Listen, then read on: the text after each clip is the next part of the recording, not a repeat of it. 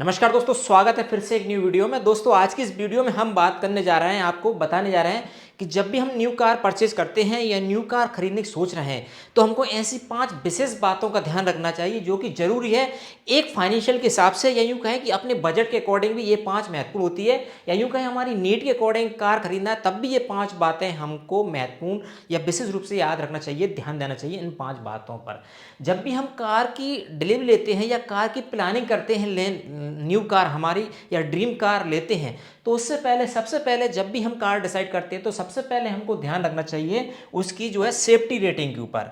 Safety rating car की क्या है वो हमको विशेष रूप से ध्यान देना चाहिए, क्योंकि हम जो कार लेते हैं वो हम रोड पर चलाने वाले हैं और उसमें हम हमारी फैमिली को लेके उस कार पर चलते हैं। तो सबसे पहला पॉइंट हमको ध्यान देना है वह कार की एनकैप जो सेफ्टी रेटिंग आती है वह क्या है।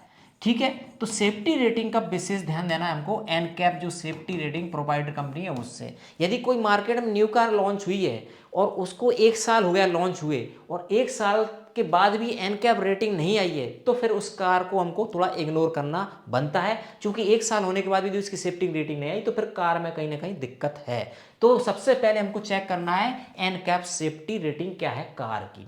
दूसरा पॉइंट हमको विशेष रूप से ध्यान रखना चाहिए कार खरीदने के बाद या खरीदने से पहले, कि एक्चुअली जब हम कार खरीदेंगे तो यदि मान लीजिए कोई ऐसी कंपनी है जो मार्केट में नई लॉन्च हुई है, नई कार उसने लाई है और अभी सर्विस सेंटर उसके कम है, ये आप बड़े बड़े शहरों में हैं और हम ऐसी जगह पर रहते हैं जहाँ पे विलेज में रहते हैं, कहीं छोटी तहसील लेवल पर डिस्ट्रिक्ट लेवल पर रहते हैं जहाँ पे यदि उस कार का सर्विस सेंटर नहीं है तो हमको वो चेक करना है। सर्विस सेंटर यानी कि कार लेते हैं तो निश्चित ही कार लेंगे तो उसमें हम जब चलाएंगे तो उसमें कुछ प्रॉब्लम्स आएगी, मेंटेनेंस आएगा, सर्विसिंग कराना पड़ेगी। तो दूसरा पॉइंट हमको विशेष रूप से ध्यान रखना चाहिए वह हमको सर्विस सेंटर हमारे पास आसपास होना चाहिए। क्या होना चाहिए? सर्विस सेंटर है कि नहीं। और सर्विस सेंटर ऐसा नहीं एक ही हो, सर्विस सेंटर की अवेलेबिलिटी ज़्यादा होनी चाहिए। 2-3 सर्विस सेंटर यदि होंगे तो हमारे लिए बेस्ट रहेगा।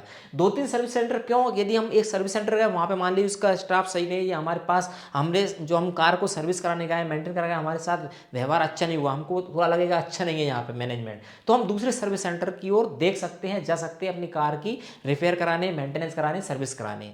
और यदि आपने इस जगह पर लिया जो कार लॉन्च हुई बड़े बड़े शहरों में, महानगरों में उसका सर्विस सेंटर है, और फिर आपको सर्विस के लिए भी उस जगह पर ही जाना पड़ेगा। तो ये विशेष हमको दूसरा पॉइंट भी हमको कंसीडर करना चाहिए न्यू कार लेने से पहले।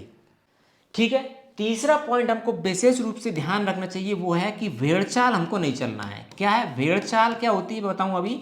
भेड़चाल हमको नहीं चलना है, भेड़चाल नहीं चलना है। ठीक है, अब ये क्या होता है? नहीं चलना है यानी कि हमारी नीड क्या है, हमारी ज़रूरत क्या है, उसके अकॉर्डिंग हमको नीड क्या है, ज़रूरत क्या है, उसके अकॉर्डिंग हमको कार लेना चाहिए या प्लान करना चाहिए। जैसे अक्सर क्या होता है कि अपने मित्र हैं या रिलेटिव में है या आसपास के कोई जो सोसाइटी है उसने लिया कि बड़ी कार ली है। ठीक है, मान लीजिए किसी ने फॉर्च्यूनर ली तो भाई मैं भी फॉर्च्यूनर लूँगा, किसी ने मान लीजिए कोई अल्कजार बड़ी कार ली तो मैं भी वही लूँगा। ऐसा नहीं होना चाहिए। आपको पहले तो आपको बजट देखना है, बजट देखने के साथ साथ आपको आपकी नीड क्या है, आपके फैमिली मेंबर्स कितने हैं। कभी होता है कि भाई उसने बड़ी कार ली, फैमिली कार 5 सीटर ले ली या 7 सीटर ले ली, 7 सीटर तो मैं भी 7 सीटर, ऐसा नहीं है। आपके फैमिली मेंबर्स कम है तो 5 सीटर की आपको लेना पड़ेगा, 7 सीटर फिजूल पैसा लगाने की जरूरत नहीं है। मान लीजिए कोई सेडॉन लिया है, कार लंबी कार लिया है, अब आपके घर पर रखने की जरूरत भी नहीं है, तो ऐसे भी आपको कहने मतलब भेड़चाल नहीं चलना। आपकी ज़रूरत क्या है, किस तरीके से आपको कार मेंटेन करना है, वो सब आपको देखना है। दूसरी बात, कार की फ्यूल इफिशिएंसी क्या है, कितना एवरेज देती है, पेट्रोल लेना है, डीजल में लेना है, सीएनजी में लेना है या इलेक्ट्रिक लेना है, ये सब आपको डिसाइड करना है खुद को।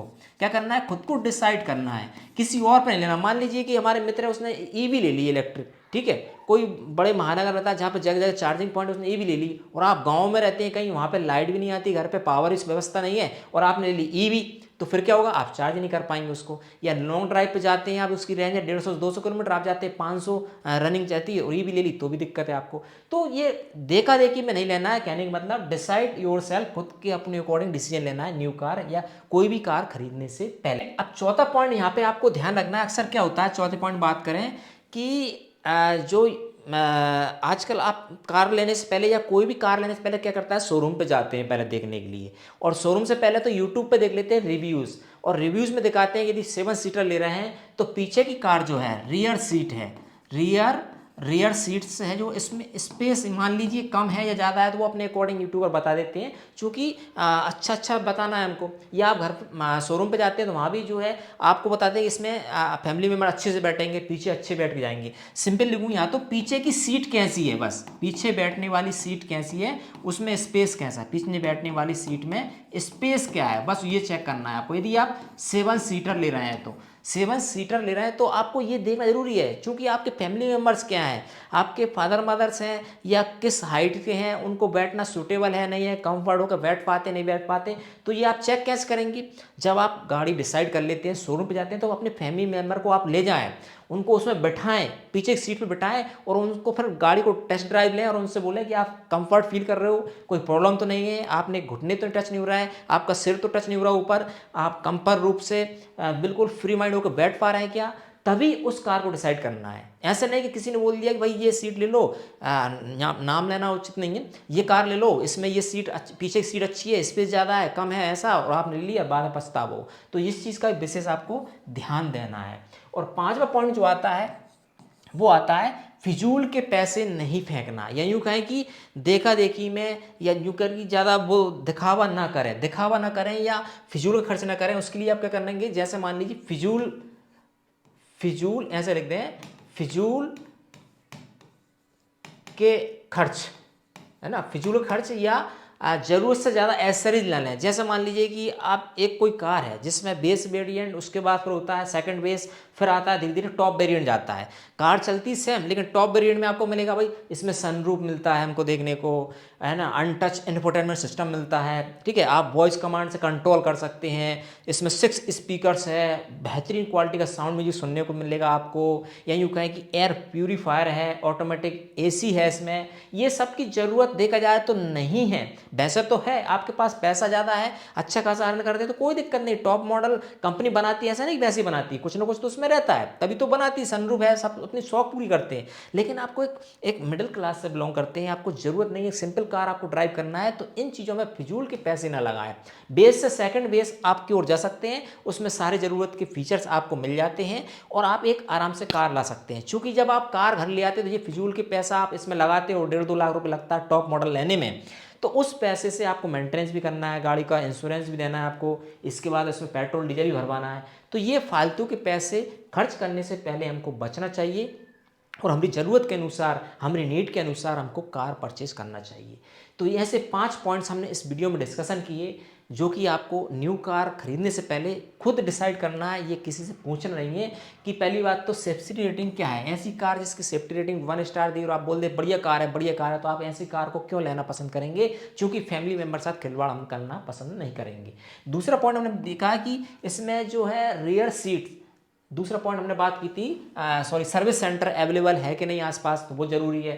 तीसरा पॉइंट हमने देखा था यहाँ पे भेड़ चाल ना चले, भाई उसने बोली तो वही मैं लूँगा, नहीं, उसकी ज़रूरत थी 7 सीटर की, हमारी है 5 सीटर की, उस व्यक्ति ने ली सेडान, हमारी ज़रूरत है SUV की या कॉम्पैक्ट कार की, तो वो हमको डिसाइड करना है, ठीक है। चौथा हमने देखा कि पीछे की सीट 7 सीटर ले रहे हैं, बड़ी फैमिली है, तो उसमें किसी कहने पर ना खुद जाकर डिसाइड करें, फैमिली में ले जाएं, उनको बैठाएं, देखें और उनसे खुद फीडबैक लें कि भाई कैसी है बैठने में, तब उस 7 सीटर कार की ओर आपको जाना है। और नेक्स्ट आता है फिजूल खर्च, जैसे कि सनरूफ ले लिया और जो हाई टॉप वेरिएंट में जो फीचर्स आते हैं उनको जब ही लें जब आपके पास पैसा अर्निंग अच्छी हो तभी, नहीं तो मैं उचित नहीं समझता कि भाई अनटच आपका इन्फोटेनमेंट सिस्टम है, बोलेंगे तो कंट्रोल होगा, म्यूजिक चलाओ, गाना चलाओ, सॉन्ग चलाओ, ये मुझे ठीक है फीचर दिए, लेकिन फालतू का पैसा खर्च करना उचित नहीं होता है।